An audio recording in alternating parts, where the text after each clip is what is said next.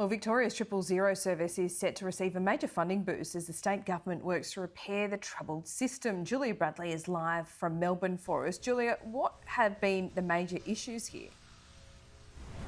Well, Laura, it does seem as though staffing seems to be a major issue for Victoria's 000 service, and this is something that the Andrews government here in Victoria will be keen to address with this funding boost, which is expected to be announced ahead of the May 3 state budget. It does seem as though health is going to be a major focus for the government as we head towards that state election in October of this year. We saw just last month how successful that platform was for the Labor leader, the new Premier Peter Malinauskas, so they'll no doubt be wanting to replicate it this year. And while we don't know the amount of money that's going to be spent on the system, it will go towards helping with staffing, but also IT and technical upgrades to the system. Now, the 000 system was really thrust into the spotlight late last year following a spate of deaths, people who ended up dying while they were on hold to 000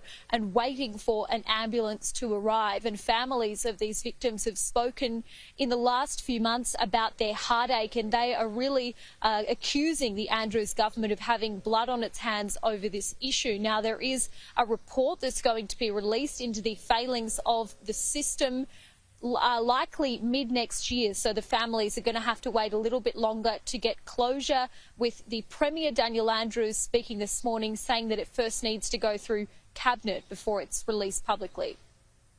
That'll be released in due course. I haven't seen that myself. That's with the Minister, I think, and it'll come through a Cabinet committee process and it'll be released in due time. So a long way to go for these families before they get that closure they so desperately need, but it does seem as though the government will really make this a major priority before the election.